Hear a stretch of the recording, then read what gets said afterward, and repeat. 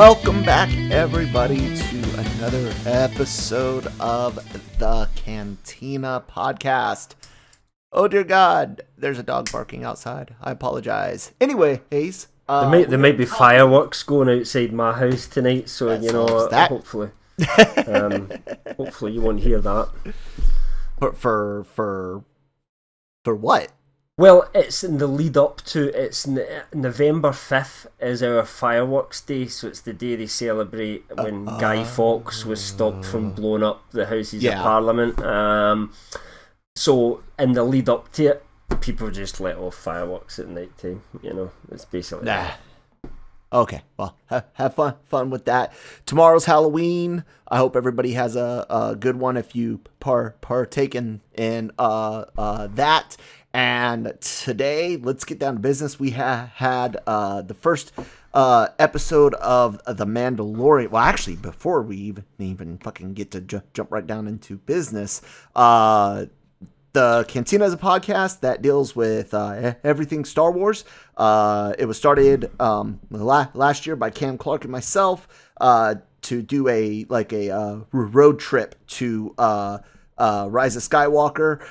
So we reviewed all of the live action Star Wars movies in chronological order leading up to the Rise of Skywalker, and then we had a huge hiatus and started back up last week with a Mandalorian Season 1 recap. This is an full spoilers Episode 1 Season 2 recap. So if you haven't watched it, please stop listening. Go check out watch it. Our what are you doing? Recap. Go and watch it. Yeah. Go check out our recap. Then we'll watch the episode. Then come back and listen to this one. And you can hear myself, Kyle Malone, and my co-host, Cam Clark, talking about Mandalorian episodes every week as they are released. So that's all the admin shit. Let's get into Mandalorian Season 2, Episode 1, The Marshal. It is an official full runtime of like 52 and change, but when you take away the recap, intro, and credits, it's just shy of 50 minutes. I like that runtime. What did you think of the runtime? Yes. Cam? Specifically, I think this was almost a kind of a singular story this week, and we discussed in previous weeks that when they tried that in Mandalorian Season 1, it just felt that they never had enough time to tell the story. I never got that feeling from it this week. It felt like just the right amount of time to tell that quite small scale story that they actually were telling. I say so small scale, it was pretty cool, but in terms of the overall plot of The Mandalorian, where it's going, there's certainly a lot of teases and relevance in there, but it's nothing to do with Gideon, the child, or anything like that. That's the thing. And from that respect, it's got a beginning, a middle, and an end, and it works pretty well. So that extra runtime, definitely. Thumbs up for me. I really liked right around 50 minutes. Like I said, total runtime. I hope the rest of them, as long as it fits, I hope the rest. I know they've of them said it will vary from episode to episode, so we had that sort of confirmation. I guess we're going to find out each week, probably just before it hits, what it'll be. I guess what I mean is that I hope they're all 45 plus. I don't want any 34-minute episodes. Unless there's a specific reason for it and it works. Yeah, but usually it didn't. Last time it felt like, what the hell? And then other times you were like, what the hell? It was okay when it was one story across a couple of episodes. So if it's a two-parter and it's going to be like a 65, 70 minute and they're both sort of 35 each, you wouldn't mind that so much if it kind of almost leaves you in a cliffhanger, though. It doesn't feel as bad that way. Yeah. So let's go ahead and break down let's give our initial. We just talked about the runtime. Close the window again. Just talked about the runtime. Cam, your overall first impression of the episode and as an opening to season 2. Yeah, I loved it. It was small and big at the same time. So it was small scale, as I've already kind of alluded to, in terms of the overall plot of The Mandalorian. It was just about a very simple story, really, but it was big in terms of, you know, it was a spectacle. There was a lot of action in it. The dragon was, I thought, excellently done. You know, it was really impressive. There was so many. Now, I know people say Star Wars too much fan service, but The Mandalorian has, in my opinion, always kind of treaded the fine line on that, whereas they give you some fan service that, you know, only the geeks will spot, but it never interferes with the kind of actual story that they're trying to tell. I agree. And this episode was just prime what The Mandalorian's about, really. You know, it did feel like back in those western roots, you know, they're kind of in the outback. Tatooine just feels like the old west to me very much. You know, it's desert and farms, and, you know, and it's got bandits, and in many ways the Sand People were kind of like an allegory of the Native Americans, you know, that were in the westerns, etc. It was fun, and, you know, I almost didn't know what we were going to get when things sort of, you know, that was the thing. Even though, you know, we had heard rumours that certain Mr. Timothy Oliphant was going to show up as Cobb Vanth, I don't think anyone expected that to be in episode 1. Episode 1, yeah. When they we'll get there. When they get right into that, I thought it was kind of, I didn't know where things were going to go, but you know, I was impressed with the overall story. I liked it. Good episode. Definitely one of the best so far. You mean including season 1? Including season 1. Yeah, I don't mean that. I don't mean that in an ironic way. I thought it was a joke. It's the best episode of season 2 so far. Yeah. I liked it a lot too. I found it mostly entertaining. I have a few notes that we'll go through. I would say, as an opener, this was great because not only did it have some allusions to the broader Star Wars universe, but even made allusions to its own self. We got almost a similar-ish shot for shot of the Mandalorian using his grappling hook on someone trying to escape, and then pulling them, and then, you know, disposing of them. In the first season, he cut the guy in half, and in this season, he leaves a guy voiced by none other than John Leguizamo. Which I hadn't spotted at first, but, you know, some of our colleagues here, like Manny and Mike, had spotted that one, and we're talking about it today, and I was like, oh, yeah, actually, now that you mention that.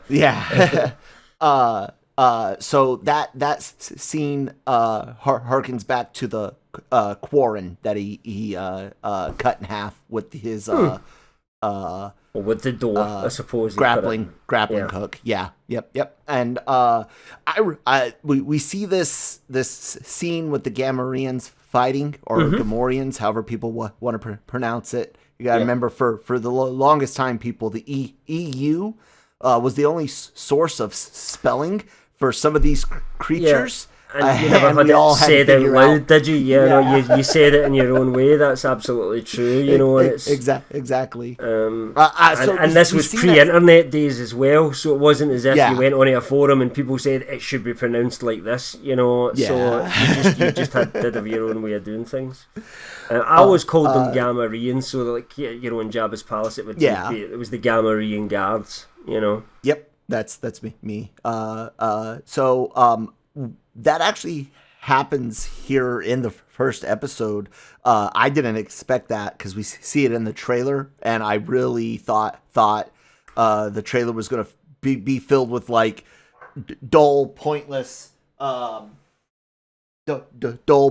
moments from like middle episodes, so it wouldn't give anything away. And I think the thing is still filled with some dull, pointless moments in the trailer. But anyways, the whole episode opens up pretty cool. with the Gamorrean fight, and Mando asking the Cyclops guy played by John L. I can't pronounce his name. Leguizamo. There you go. Thank you. And then because he's looking for Mandalorians. That's what he wants. He wants to find. But the character to help to him get his find Jedi armor off him, basically. So he just double crosses him and says, basically, I like your base cat armor, so I'll let you live if you just take it off and give me it. Which made a change from them trying to get the child. Actually, I thought they were going to be after the child, and actually the fact that he was just after Mando's armor kind of worked better for me than just kind of, it would have felt a bit like, oh, here we go again, almost. So I kind of liked that they had different motivations. Absolutely agree with that. But it's crazy that scene is a big part of the advertising that we've had for this show so far. So it was actually quite interesting to see it hit in the first episode, and not just the first episode, but the opening of the first episode. I think it just shows you how little they actually are giving away about the rest of the season. Yeah. So that was pretty cool. I liked the opening, the fight. You see the whistling birds or whatever it was called, the little rockets that he's got. The fight with the guy from Dathomir was cool. Like the whole fight scene was great. Did you have any issues or anything to say on from the point Mando lands to the time he takes off? No, again? It was cool. I even loved that opening shot of them walking through the graffiti and all the kind of eyes in the background. It was great. Yeah, the red eyes. Yeah, love that. He leaves the guy that double crossed him as a snack, but he does get his next lead, and he finds out that he needs to return to Tatooine. So off Mando, the child, and the Razor's Crest go, and of course they land right back in the same landing bay that they did in season 1, which kind of makes sense because he knew that person. He knows her. She knew the kid. Exactly. He knew she was trustworthy. So yeah. My only problem here is the episode 1 droids did more episode 1 stuff, and I didn't like that. It kind of doesn't surprise me, but the episode 1 was about them pushing that too far. So every time they were on screen, they did it. I think it was just enough and just small enough here that it doesn't really have a negative impact on it. It wasn't like I shut the crazy droids show that you see for a second. Anything. It gives you a small chuckle and you move on to more serious things. Where episode 1 went wrong is spending too much time in that kind of stuff. Yeah, exactly. But they were much more episode 1-ish here than they were in season 1 of Mando. But then there's a hell of a lot of prequel connections in this episode as well, isn't there? I've heard a lot of fans talking about that as well. It kind of felt like almost at first when Disney took over Lucasfilm that they didn't want to mention the prequels. It was like a bad word. But I think what they're now realising is there's actually a hell of a lot of nostalgia. There's a different generation, not us, but there is a different generation out there that love that kind of stuff. Whereas what they produced themselves was less loved, shall we say? Well, you're the guy with the between the most of us with the Clone Wars and Rebels knowledge. So each week that I'm running the episode, because I'm sure you'll catch them all, but be sure to mention anything that I missed, because I don't know those shows as well. Sure. But like I said, they made an OT reference with the R5 droid. Yeah, and it was 100% the same droid, because the same part for the, what would you call it? The bad motivator? Motivator, yeah. This R2, and it's got a bad motivator. How could I forget that line? Anyway. So yeah, that was cool that R5's still kicking around somewhere all those years later on Tatooine. I suppose it's not long before they're off to this. Was it Mos Pelagos or something? I'd never heard it before. Something like so. yeah. Neither have I. It's another place on Tatooine. Yeah, it's a small mining town. Place. Yeah, it's just so we can avoid going to Mos Espa forever and ever and ever. Amen. And expand beyond Mos Eisley, Tatooine, to more than just Espa, Isley, and Jabba's palace as a planet. So I like that. Yeah, it's a planet. A shitty one, but it is a planet. Yeah, I mean it's not exactly like filled with cities. Yeah, it's just, there's a couple of places where people live, and the rest of it's just Sand People territory and Krayt Dragon territory. Yes, and we'll get into that here in a second. So Mando is following his lead on where someone has been seen in Mandalorian armor. Not that they are Mandalorian, but that that someone is in this area wearing Mandalorian armor. But Mando walks into a cantina, and the bartender's a fucking weak way. Which right there is meta in my mind, right? Like the last time we saw a weak way, it was going into the pit of a Sarlacc, and along with Boba Fett, and here's a weak way working a bar on Tatooine, where we soon find out somebody wearing Boba Fett's armor lives and works as the Marshal. Yep. So I thought that was kind of cool. Weequay, Mando have a conversation before he introduces him to the Marshal, which is indeed Timothy Olyphant playing, what's the name? Cobb Vanth. Thank you. And him and Mando start to discuss some things. What do you from the time Mando lands to the time he starts talking to Cobb? What do you think, man? Fine. I mean, there's not that much going on, so you're just kind of watching for little moments at that point. I don't know what I was expecting from Cobb Vanth, but I certainly wasn't expecting to see him really in episode 1. I mean, I kind of thought that's where they were going by that point, because he was going looking for this Mandalorian in a mining town, and that matches up with where Cobb Vanth comes from, which is the Aftermath novels, which I've not read, but I've read up on the character since the rumours began. And obviously it was in those novels that this character Cobb Vanth was basically acting as a marshal of this town, wearing Boba Fett's old armour. So it was kind of cool.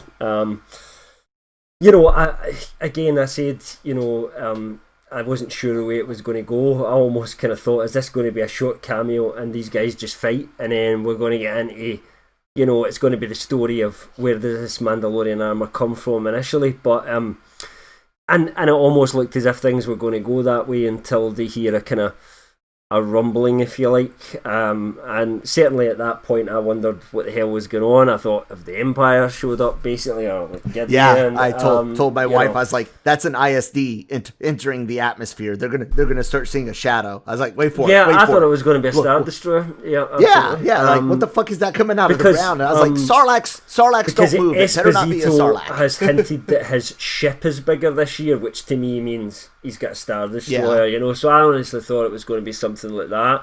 So when we actually see the sort of ground moving, I didn't know what we were getting there. I figured this is some Tremors type shit here, but certainly, although I'm certainly aware of Krayt Dragons, because they weren't really mentioned much in the movies apart from the first one,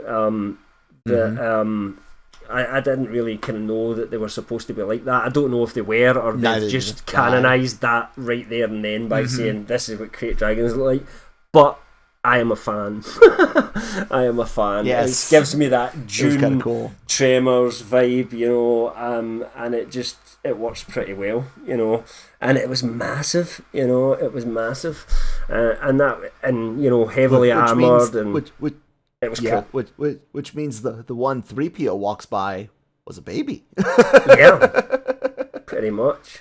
Or that one's just pretty old and it's been going for a long time. But I just love that kind of pure wild nature that it kind of brought that back to Tatooine as well, So, Tatooine always felt like this just wild planet where who knows what's going on, there's no kind of laws or anything like that. And it's just the perfect place for these giant fucking sandworms basically to be attacking people in these, pretty rustic band of sand people who campaign against these krayt dragons. And I remember from the I don't remember, I kind of read about the relevance of the krayt dragon in the Knights of the Old Republic game, and I know that there was like 3 possible things you could do because it was an RPG when you and we'll get to one of them later, but one of them was that you could basically, the prize you get from killing the krayt dragon, you could trade it with the sand people, and they therefore see you as a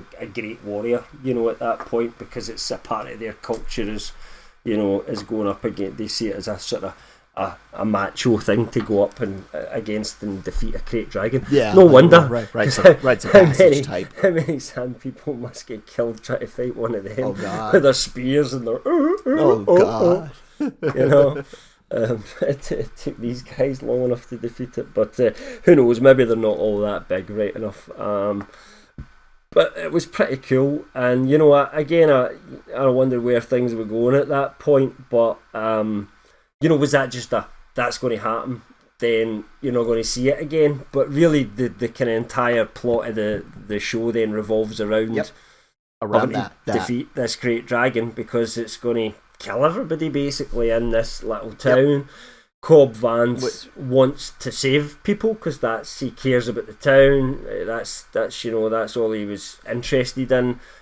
So he agrees to basically enlist Mando's help in taking this beast down, and the kind of prize on offer for him doing that is that he will give him the Mandalorian armor back again, which Mando was insistent on taking, even if it was over Cobb Vanth's dead body.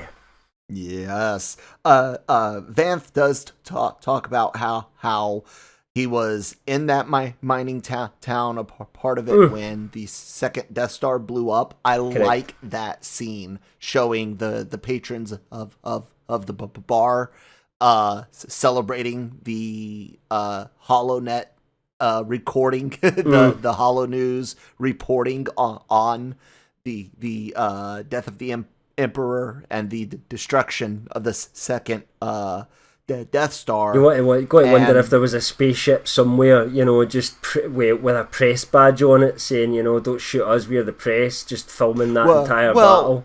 No. So here's some realism for you. Most modern combat is recorded in one way or another by the military itself, between like observation drones, between body cameras worn, so you can assume so for several reasons, but the main one is training, basically, so to learn from mistakes and and review what happened to you. So it would make sense that Home 1, the Mon Cal cruiser, at minimum would have some optics packages on it, specifically to help train the rebellion. Or maybe just there was a guy that works in the canteen, and he was just nobody was eating at that point because they were in a big battle. But he's just sitting there going, "Well, if somebody needs food, that's my job." So he just gets his basically his iPhone out and just recorded it out the window. You just don't know. And he sent that into the Daily Galactic, and they ran with it. I would love that so much. leaked Emperor Death footage. You know what I mean? Was flying about the holiday, and LRM Spacenet were covering it. No, it's not. It's not LRM. I like that title that you just came up with, but it's like a hollow shopped instead of photoshopped, hollow shopped image of like the emperor hanging or something like that. So it's clickbait. Yeah, and all and people just think it's a hoax as well. So it's getting shared along the galactic media, and people fuck that. This is a hoax. You know, there's no way they built even a second Death Star. Never mind blew it up and the Emperor's dead. I don't believe this shit. It's all a hoax. It's the fake news trying to, the rebel sympathisers trying to spin their political propaganda. But propaganda is part of war in a realistic sense. So yes, Anyways, I'm just back to reality. The mining company itself then moves in and secures the property, the people basically. And Timothy Oliphant escapes. And what were those crystals? Were those kyber crystals? No, I missed the word. Now I don't remember what the word was because it's not one I've come across before. Okay. Or crystals or something. I don't know. I would need to read it again. I've only watched episode 1 so far. So, I would need to watch it again and then I'll probably remember it forever. But at the moment, I can't remember. It's 100% was not kyber crystals, though. It was some other kind of cool precious resource. He trades that to some Jawas that rescue him after he escaped for Boba Fett's armor. And then he goes back, and because he's wearing the Beskar armor, he's able to defeat the security team of the mining company and free the town. Which is very Marshal, Western. How many westerns does that touch? The evil mining company coming in, and the good Marshal has, that's the gunslinger, has to, defeat them. So it's almost like a mini wee western story itself in that flashback, isn't it? My favorite story deals with a not mineral rights, but a train that wants to go through some land, and a brave sheriff and a brave gunslinger that dare to stop them. Yeah. Well, I mean, it's a Blazing common Saddles. trope.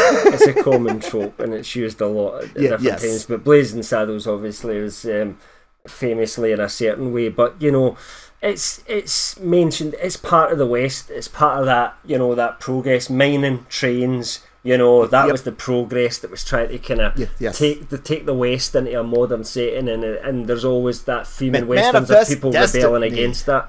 And wanting to keep their freedoms and all that sort of and privacy, etc. So all sorts of stuff. But they hash out the deal to basically, hey, help me go kill this thing so it doesn't destroy my town and my people.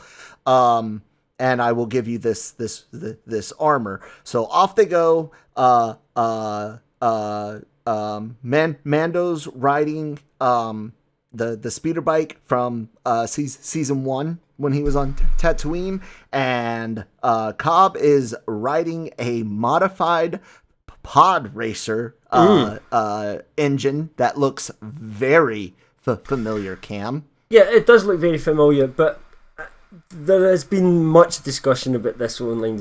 I get right into all this sort of stuff, so yes, it would be a similar engine to one certain Anakin Skywalker. However, that's not necessarily. No one's really saying that is Anakin Skywalker's, because he himself put that together just by parts that he found. So it's probably a fairly common design.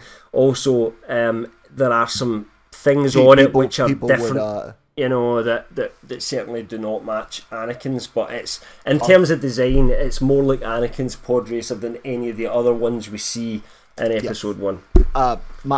my thought was just that after he left years later, Watto probably sold 100%. He would have sold that. Junked.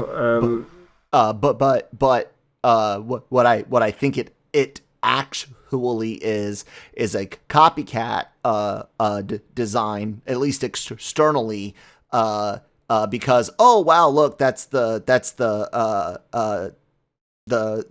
race engine of the famous Anakin Skywalker. So you would see more models. Yeah, it's like car racing, you know. So you know, we don't see it in modern day car racing because it's finites and tenths of a second and things like that. But you know, the evolution of car racing over the years, there was always someone that come up with the next design, the next thing, and they would be way ahead of everybody else, and everybody else would copy it because it was 100% the best design. Then someone would do it again. I mean, if you look at the cars they were racing in Formula 1 when it began, and if you just look at the kind of basic evolution over the years, there's always a big jump at some point, you know, but it's been similar looking now for 50 years. The cars have looked quite similar, but up to that point, you know, there was massive changes. So yeah, I don't know why we're going on about this so much, you know. I just but yeah, it kind of looks like Anakin's. NASCAR, it probably isn't. Ferrari and Kyle shit. and I don't think it's supposed to be Anakin's, but if you decide it is Anakin's and you know it's all more connected that way, you believe whatever. That's fine. There's nothing to say you're wrong. There was there's a moment, I can't remember where it comes. It comes twice. I think it was during his retelling of how he got the armor, and then it's later on at the end. But there's a moment where Cobb uses Fett's rocket pack, and in order to use it, the antenna, what we've all considered an antenna for our entire existence since seeing the Empire Strikes Back, comes down over the visor and turns out to be the targeting sight mechanism, a targeting mechanism. Thank you for the rocket pack. Which I didn't like that. No, I like that because personally, I think that's something they've been pushing for a while. Because I know my son bought a Boba Fett, he collects, you know, like the kind of higher level action figures. He doesn't buy, you know, kiddie stuff because he's a bit older now, but he likes collecting, you know, and he gets like the Black Series, the good stuff, you know, or specially designed ones, and he's right into them and he likes to pose them, so they all have to, you know, have so many moving parts and everything. And the Boba Fett he got was really cool, but it did have that, you know, that comes down and goes over the eye, and it looks like a targeting reticule. So I'm pretty sure that's not just come out of that toy. I'm sure that's been used like that elsewhere, maybe some comic books or something. I wonder maybe some media that I've just not absorbed, you know. It certainly is never used like that in the movies. They never discussed it in any of the books I can remember, but you wouldn't get that from a visual sense. But it does make sense because it's a really stupid designed rocket, a rocket where you lean forward, basically exposing your head. What you would think is you would tag the target with your heads up display that's built into your helmet. You tag the target and then you just bend your head down. That's how I always thought the rocket worked. I didn't realize that it needed itself. But you tag target, fire rocket. Rocket hits target. But actually, I think it makes sense because you'd need some kind of almost interactive Iron Man shit coming on, or you'd need to press a few buttons on your wrist pad. But actually, just for that to come down and then that takes over the target, and actually, I liked it. So I'm going to have to disagree with you on that one, Kale. All right, fine, whatever. Anyways, we meet a new Tatooine animal that Mando recognizes, keeps Cobb from firing on, and that's where we those meet are not Tusken Raiders, the Sand those people. are not a new animal. You're forgetting the prequels again. Oh, really? Attack of the Clones. So when Anakin kills all those Tusken Raiders, you see the dogs fighting in the background. Oh. They're fighting over like a bone or something like that. Thank you for reminding me. Thank you for re-traumatizing me and triggering me. Person goes to kind of stop them fighting, and that's when Anakin appears and yeah, basically massacres them. Got all. it. Yeah. So actually, you're triggering me. You're. I just said I'm being triggered here. Okay, God. Not joking. You should be, because that was actually. I mean, that was one of the better moments in the prequel films, probably. So there was nothing to really complain about in that moment. I know, but you can't. Right? It's like I want to forget about the sequel trilogy, but I can't because we're now moving towards that. So there are going to have to be some eventual change from the Empire into the First Order that we may or may not see on screen. It depends how long the process actually takes and how much they go into it. But you just have to accept it. So was it done well within this show? Did it work? Yes. Well, so since you didn't even know it was did you like the dogs before I mentioned that it was connected to the prequels?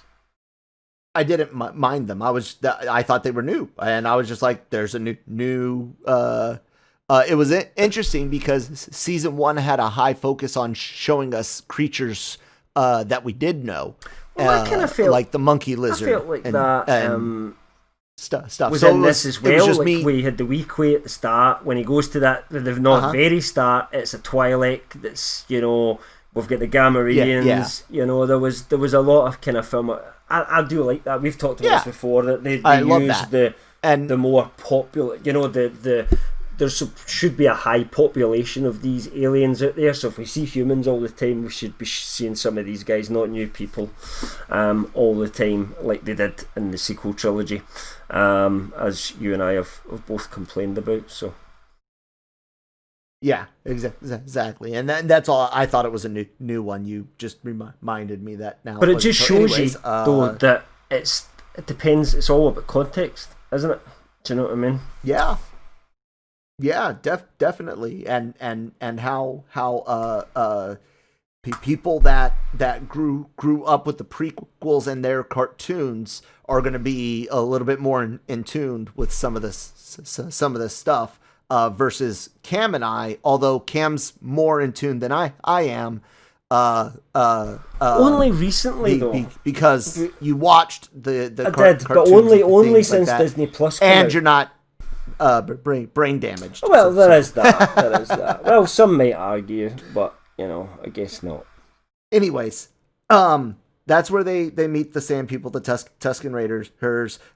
Mando talks them into negotiations. I like the way Mando speaks to them. Again, it humanizes them instead of just making them these monsters. Yes. It shows them as being an intelligent species capable of sort of negotiation, and they don't just attack and eat everybody.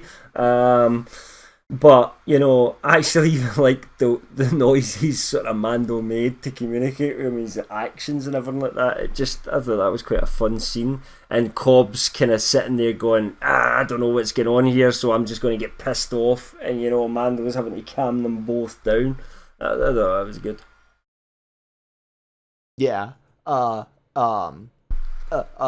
course, in the old EU, there were Tusken Raider Jedi, famous Sharad Het and Tahiri Vela. I'm probably pronouncing her name wrong. But did they wear the costume, or were they just normal humans by that point? Because the only reason they wear those suits is because of the environment they live in. Nobody knows what they kind of look like underneath, but I always imagine them as just being a kind of feral form of human, really, to be honest, because what they look like is you don't see them and say, oh, that's obviously alien, because what you see as a sand person is just a mask that they wear to kind of block out the sun and the sand and everything like that. Yeah. There are apparently some aliens and human members in the old old EU canon. It says Tuskens. It looks like they are in new canon. They're their own race. I don't see anything with masks off like old EU, where you had an actual like native alien, if you will, and then human members as well. Yeah. Either way, we get, man, me and you are all over this. I was like, man, we're gonna be done in 45 minutes. We get to the talks. They begin to fall apart because Vanth has an issue with the raiders that have raided his town. Understandably. And the raiders have an issue with him killing so many of them. That's life. So the talks almost fall apart, but Mandalorian convinces them, hey, the best chance we have is together. So off the Tusken Raiders and the Marshal and Mando go to fight the Krayt Dragon, which we find out is fucking god blessed huge, like Tremors on steroids. I think they did that. I think that one was Tremors 3, because I think Tremors 2 they walked. But yeah, like huge fucker comes out this cave, and they talk about specifically mentioning an empty Sarlacc pit, and someone says there's no such thing as an empty Sarlacc pit, and they say that there is if a Krayt Dragon goes through it. Yeah, and I think that empty Sarlacc pit will be familiar. Well, I mean, I don't know if they're necessarily hinting at that, because then you would imagine Boba Fett would potentially have been chewed up by this beastie as well. But I like the idea of it's just that big, freed by it. That if it wanted to, that could eat a Sarlacc, because a Sarlacc's not big enough to eat one of them. No way, not unless they're bigger than the ones that were in Return of the Jedi. That's if we're praying, the Krayt Dragon's higher up the food chain.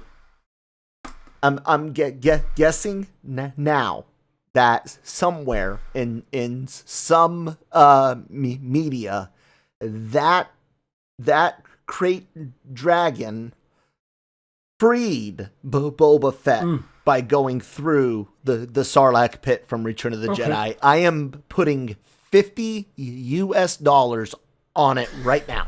I like the way they did it in the EU.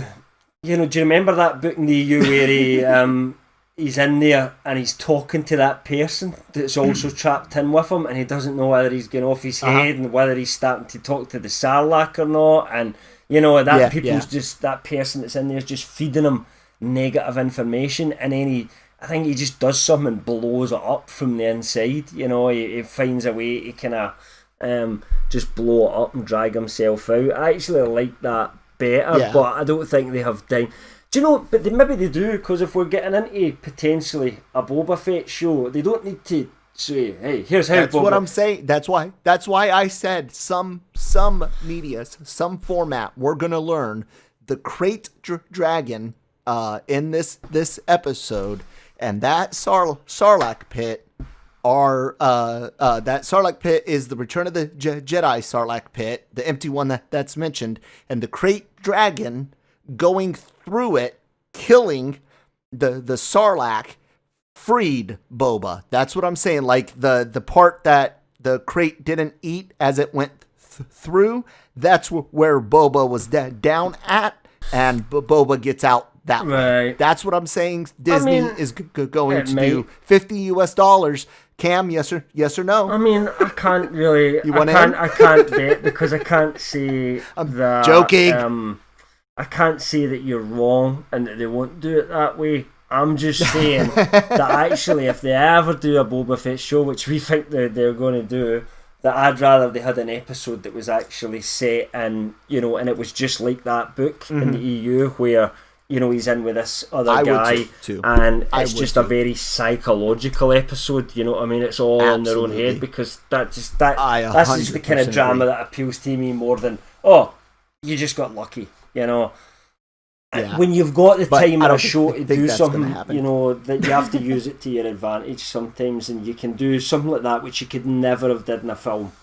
And that's why I think you have to take that opportunity with both hands. But you're probably right, to be honest. Yeah. So, anyways, they lose their first round. Say, hey, we got to go get the village. We need more people Cobb's for like, this dragon to eat. Yeah. yeah. There's not enough cannon fodder here. We need it to eat more people. So Cobb says, they're not going to want to work with the Tuscans, and he's like, they're going to have no choice. And he secures basically a deal that, hey, village, come help us kill the dragon. We give the Tuscans the body. They promise to never mess with us ever again. And I give the Mando his the armor that he wants. Everyone does come to terms, and off we go to fight the dragon again. It's almost kind of minded me of the Blazing Saddles scene there, which I won't say any of the words from because they're now very on PC, where they're deciding who they're going to let in the town, and they're saying, well, we'll take this, we'll take that, but no. Well, they won't have the Irish, is it? That's not really offensive to say that, is it? Other than you, whose family heritage it is, but no Irish. Yeah. And it kind of minded me of that, almost like, no sand people. Yeah. Yeah. Well, my family close to that as well. Made me miss there's my note. I wanted to say I thought it was very, very cool that the Tuscan Raider that plays bait that plays the bait for the dragon on the first round makes a very familiar sound. Right. It's almost like the Crate Dragon sound and Tuscan Raider sound you hear Obi-Wan make in A New Hope. The original cut. So yeah, that's a stab at like the 5 different sounds. That was one changes. of those things that he was just never happy with, wasn't it? Lucas, he seemed to change it every single time, and I don't think. Yep. I think he should have just stuck with it, because the first one, it probably wasn't that good, but it had the nostalgia factor. But after that, nothing ever felt that good either. I gotta double check, like you said, some of the stuff we gotta rewatch. So I gotta double check. But I'm fairly certain he baits that Crate Dragon out with the sound. Alec Guinness is supposed to be making. Of course, that's an ADR sound effect. But anyways, I also loved in that scene how it just completely ignores the bantha and goes for, which it doesn't make any sense, because as a prey item that would give it no nourishment at all, whereas the bantha would be quite a decent meal. So it doesn't make any sense for it to do it, but it's just one of those movie moments that you just accept that was done for humour. Yeah. The fight, the second fight kicks off. It's a really good fight. It's intense. I think the CGI is better this season, because I think they probably gave them some more money. Or they just put a lot into, which some shows did in the past, like you put it all into certain episodes, and since this was the opening, they kind of shoved a lot of money into it. But it was impressive. That's true. That's true too. So I thought the CGI was much better. I thought this fight was great. It was intense. The guys. Did you like the acid in the Mando thing? Because I thought that was really surprising. Sarlacc. Yeah, I was okay. I was completely okay with Sarlacc's throwing up acid. Crate dragon. Sorry, I thought that was fine. Sarlacc. Crate dragon. You said Sarlacc. Yeah. But yeah. I totally agree with you. But yeah, I just thought that was cool. It's like defense mechanism. I like it when Mando and Cobb go off to fight it themselves, like up fly to the up, mountain kind of thing. They jetpack up to the head. And try to shoot the eye and this, that, and the other, and it eventually comes down to a poor bantha laden with bombs, and the Mandalorian as bait. Mando sends Cobb off with a kick to the jetpack after doing the detonator for those bombs. Which is also a little bit meta. And there was problems with Boba Fett's jetpack, Yep, and there's another reference. There was another bit where it doesn't work right when he's using it. No. I'm talking about another movie. When in Guardians 1. When Gamora is trying to get the orb from Star-Lord, and he does take one of his boot jets off, puts it on her, and sends her flying. That's kind of similar as well. That's the similar reference I had in my head. But anyways, the Mando and the poor bantha get eaten. And I'm guessing Mando found somewhere in the tract to be safe, and then detonated. Well, first of all, he uses some sort of electrocution thing that he must have, because when he comes out flying out the mouth, it's all like bzzz, electricity, and then he detonates it after he's outside. So, that must be just one of the tricks shot he had to get out of his mouth. Yeah. Yep. Which was and obviously he's covered in goo. Yeah. But then he blows it up, like I said, and that's the end of that crate dragon. Mando gets a big chunk of meat, and what's he doing with that big chunk of meat? By the way, do you think he's just taking that to make the sand people feel happy? No, I think he's taking that for food on the Razor's Crest. What you talking about? I'd eat some prime cut of crate dragon. No, maybe it's like the fillet steak. Have you ever had snake? No, I've never tried snake. No. Okay, I have. It's pretty good. I think crate dragon would taste like snake, so I'm down. Anyways, we see a Clone Wars or Rebels reference in the corpse, and then in the hands of the Tusken Raiders. Cam, talk about that for a second. So it's not really a kind of Clone Wars thing. It's a little bit even further back than that. Really, this comes from Knights of the Old Republic. So what happened is that's what it was. Happened in that is you obviously played Darth Revan, and if you killed a crate dragon, what you got from killing that great dragon was a pearl, which basically is inside the gut of a crate dragon, and you have to kill one to get it. And these pearls are extremely precious in the Star Wars universe if you go by Knights of the Old Republic. And as I said earlier on, you could either use that to give to the Sand People and they would think you were a hero. You could sell it for tons of credits because they were available in the black market. However, you could also refine it, which apparently it was a difficult process, but it could be refined, polished, and made into a crystal, which could actually be a replacement for a kyber crystal and used to make a lightsaber. So in the game, you could actually use that instead of a kyber crystal to make a lightsaber for yourself, but the process was far longer to do so.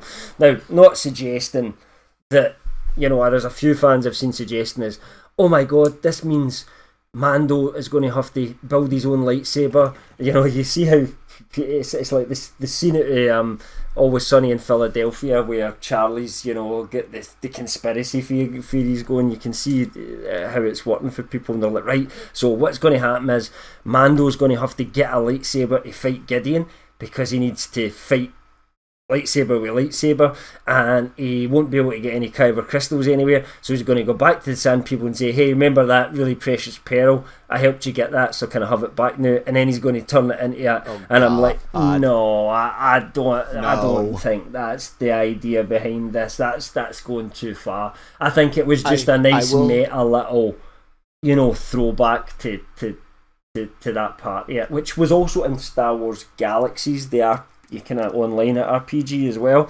There was the whole pearl thing. So I think that's a little touch of Dave Filoni in there, I think, in his kind of encyclopedic knowledge of everything that's, you know, but it's now canon. You know, those Knights of the Old Republic game were never really canon, but, you know, now they've kind of put that in there. Not saying that you could use it to make a lightsaber out it, but, you know, certainly that they have this pearl and it's valuable.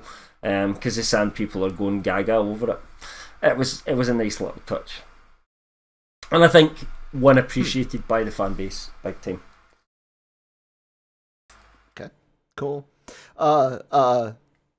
So in the EU, there were some humans that became from the Tusken Raiders that were became Jedi, and one of them went on to become the future Darth Krayt from the Star Wars Legends or Legacy, not Legends, Legacy comic book, which dealt with Cal Skywalker. But anyways, I didn't care for that book too much. But that's neither here or there.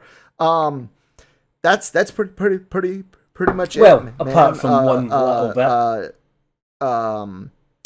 Fett's got the armor. Mando's got the armor. We see. Yeah, that's what I mean. Mando's got the armor, and as he rides off towards the landing bay, we see a figure. The figure turns around. It is indeed Temuera Morrison, who obviously played thank you. Jango Fett, Boba Fett, and most of the clones as well. Yes, it's clearly him. It's Boba Fett. Now we've heard that Fett is in the show. We've also heard that Rex is in this show. Rex being a clone. So this specifically, maybe just to say where Rex?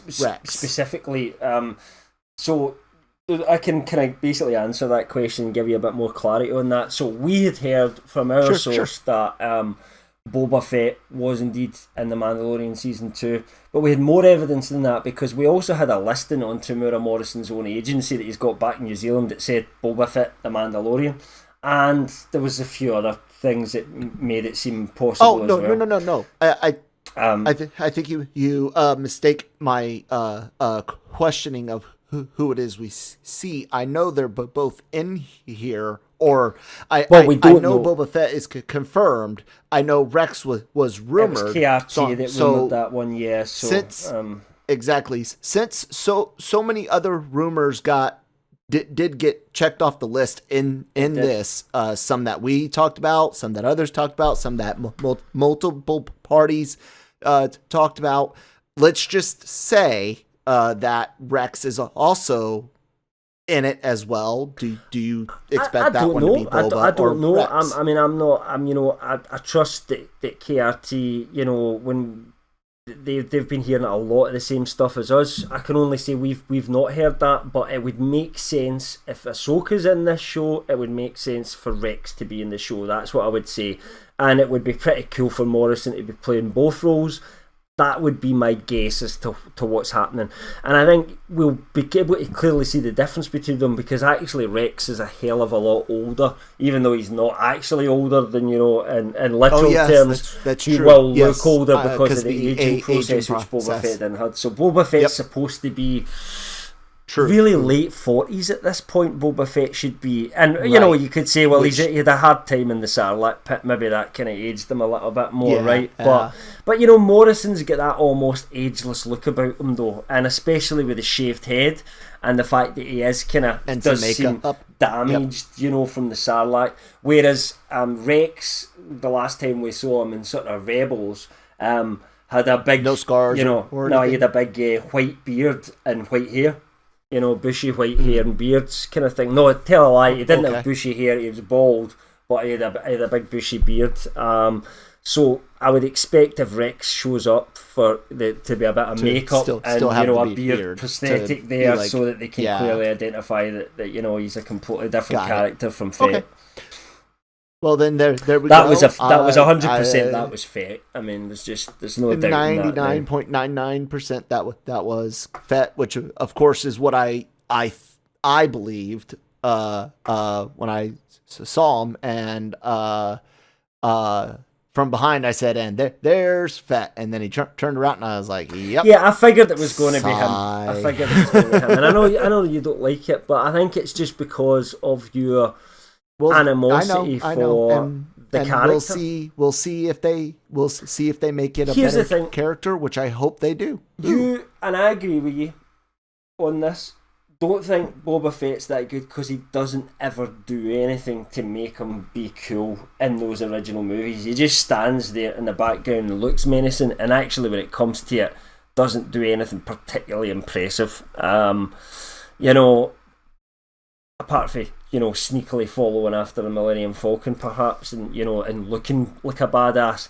But this is the chance for them to actually show that Boba Fett is a badass, you know, and give the character some, like they did in the EU, some of the kind of reputation that he had, to like show that he actually deserves that. You know, he was supposed to be the most feared bounty hunter in the galaxy. I'm expecting someone to have actually a higher skill level than even Mando, because he's been in the game a lot longer than Mando, you know, and he's been around, but also 100% more ruthless than Mando is. You know, I don't necessarily saying, we talked about this previously, we're not saying Boba Fett is evil in some way, and I hope they don't do that. Just ruthless, you know, just survival, you know, and looking after number one, you know, an anti-hero, if you like, depending on what situation you put them in. His father died and left him on a planet torn by the openings of the Clone Wars. I mean, you absolutely can understand why Boba Fett has a dislike of Jedi. I do believe as well. It was Boba Fett. Yeah. So the episode ends with that. Boba Fett, and then we get the similar endings style as before with the concept art with the theme song playing. And time to think about episode 2. We know he's got the armor, the child, some story. He's heading back to the landing pad. What do you think happens in episode 2? Do you know, I really don't know. That's the thing, because I don't think it's. I mean, I think the obvious answer is that he'll come across Boba Fett. Boba Fett will come looking for his armor, etc. But they don't have to play it like that. I mean, literally, that could be the only appearance Boba Fett makes in this series, and you wouldn't really know. You couldn't say, oh well, that clearly was going another direction. I mean, what we've heard from our sources, Boba Fett's getting his own show. This could simply just be a tease, and then his own story could be explored later. I think the obvious choice is that there'll be some sort of meeting between Mando and Boba Fett, and that Boba Fett will get his armour back in a way. Maybe he'll give Mando some information. That's what I would think would happen, but I don't necessarily know that's what's coming next, getting into episode 2. I mean, you just don't know that for certain. That could actually happen further down the line. He could shove that stuff in the back of the kind of back of the van, as they say, and just happen to come across Boba Fett later. But one thinks that it would be strange not to kind of go into that story straight afterwards. So that's where I would guess it's going, but I'm prepared to be wrong. Yeah. I agree, and I started thinking to myself, okay, we want to introduce allegedly we want to introduce Fett, Ahsoka, Bo, Sabine, Rex. and Rex, and Ezra allegedly. Well, right. I would guess that's, I kind of wrote about this today in terms of, like, I think the way the rumours are going in terms of what our source told us about all the spin-off shows that were coming, I can see the seed sown for all of them except Ezra, because you would think, well, no one knows where Ezra is. However, I would guess that Ahsoka's story would then lead into a story for Ezra, because that's what Ahsoka's doing at the end of Rebels. Her and Sabine go off to find Ezra. Right. So this is set after that. Not particularly long after that, a few years after that. You would expect that they would have been searching for Ezra during this time. So there's absolutely a connection there that could go from Ahsoka into an Ezra show. I would imagine, if we've been told a kind of Ezra Thrawn show's coming, I would imagine that's a little bit, I don't know this, the source did not tell us this information, this is just my guess, that's probably the furthest one out of them all, if that makes sense, because that's something that they would be kind of building up to later on. But again, we don't know that for certain. Okay, well, here's my thoughts. Okay, we've got these characters to introduce.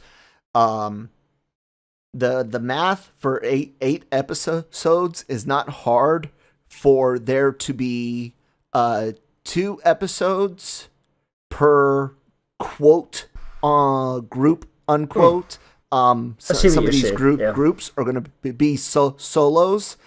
I am expecting, like you said, episode 2 to involve Boba Fett before some sort of handoff to episode 3. And this is why I say that I think these characters are going to come in these episode pairs.